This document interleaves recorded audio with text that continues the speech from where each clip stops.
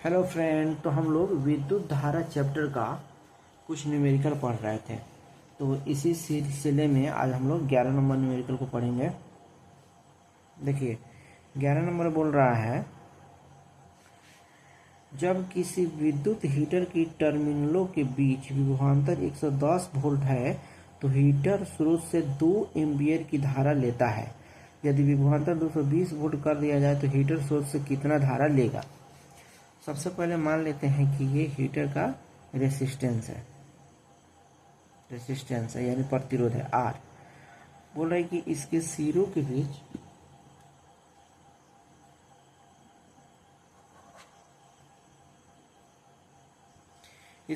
के बीच वोल्टेज दिया जा रहा है 110 वोल्ट।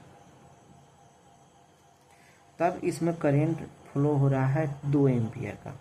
ठीक है, तो ये जो रेसिस्टेंस है इसका कुछ तो वैल्यू होगा। इस प्रतिरोध का वैल्यू निकालेंगे जो कि कांस्टेंट रहेगा। तो यहाँ पे लिखेंगे दिया हुआ है वोल्टेज,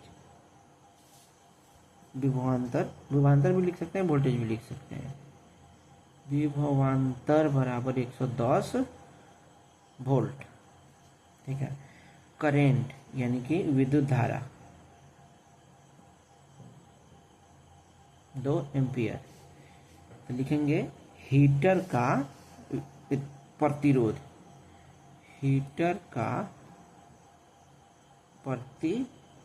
बराबर R बराबर होता है V बटा I। V का मान है 110 और I का मान है 2।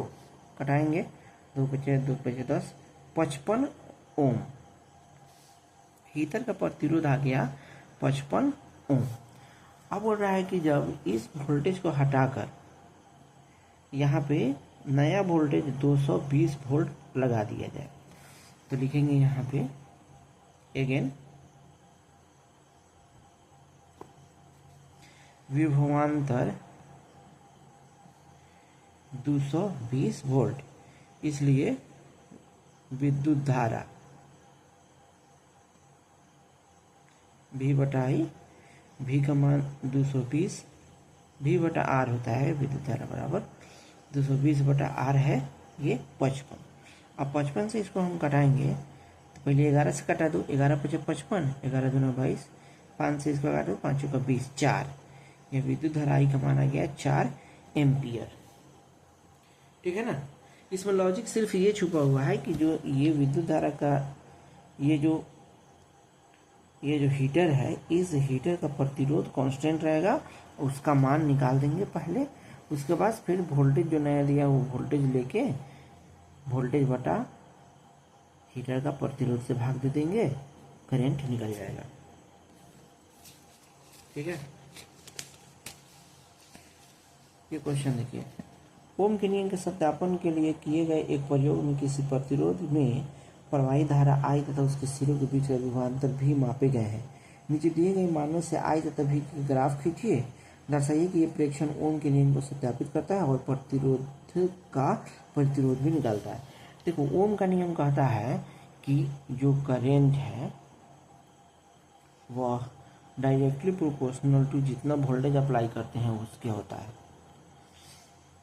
ठीक है, यानी कि करंट और वोल्टेज के बीच में अगर हम ग्राफ खींचेंगे तो ग्राफ एक सरल दिखाएगा, जो भी हो एक सरल दिखाएगा। जहाँ से भी जाए, ऐसे जाए सरल दिखाएगा, माने ऐसे कर्व नहीं आएगा, क्योंकि ये डायरेक्टली प्रोपोर्शनल होता है। जैसे जैसे V बढ़ाएंगे वैसे वैसे I बढ़ेगा, जैसे जैसे V घटाएंगे वैसे वैसे I घटेगा। ठीक है, तो सबसे पहले जो यहाँ पे दिया हुआ है विद्युत धारा और वोल्टेज, इन दोनों का यूज करके एक ग्राफ खींचना पड़ेगा।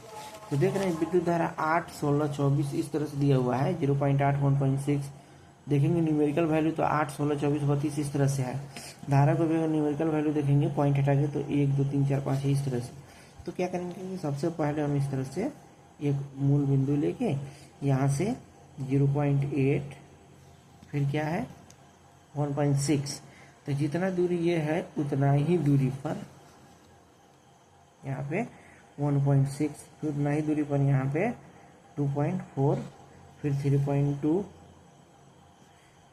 फिर उतना ही दूरी पर यहाँ 4.0 ले लेंगे। उसके बाद 0.1234 है तो यहाँ पे ले लेंगे मान लेते हैं ये 0.1, फिर 0.2, ये 0.3, ये 0.4, फिर ऊपर 0.5, यानी कि सेम दूरी पे होना चाहिए। ठीक है, इस तरह से है। तो अब बोल रहा है कि जब वोल्टेज है 0.8 तो करंट है 0.1, यानी कि जब वोल्टेज 0.8 है तो करंट 0.1 है, यानी कि इससे ऐसे खींचेंगे, इससे इसे खींचेंगे, ये वाला पॉइंट। जब वोल्टेज है 1.6 तो धारा है 0.2, तो 1.6 के सामने इसे ले जाएंगे, इसके सामने इसे ले जाएंगे, दोनों जहाँ मिल गया ये वाला पॉइंट। उसी तरह से जब वोल्टेज 2.4 तो करंट 0.3, तो 2.4 के सामने से ले जाएंगे ऐसे, 0.3 के सामने से ऐसे ले जाएंगे। ठीक है, ये वाला मिल गया। उसी तरह से 3.2, 0.4, तो 3.2 के सामने से ऐसे ले जाएंगे, ग्राफ के कॉपी पर बनाएंगे या स्केल से बनाएंगे। ठीक है, ये वाला पॉइंट मिल गया। 4 है तो 0.5 है, तो ये 4 के सामने से ऐसे, 0.5 के सामने से, इसको देख रहे हैं तो ये एक सरल रेखा आ रहा है,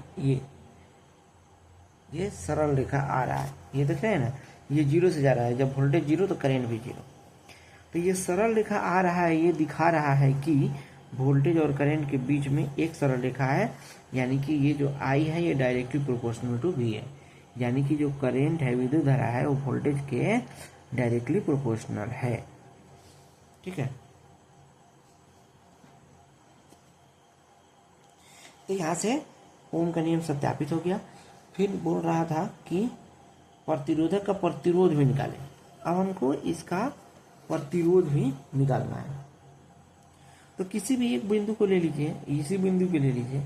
इस बिंदु पर अगर हम देखेंगे तो वोल्टेज है 2.4, लिखेंगे विभवांतर बराबर 2.4, और जब विभवांतर 2.4 है तो करंट है 0.3, विद्युत धारा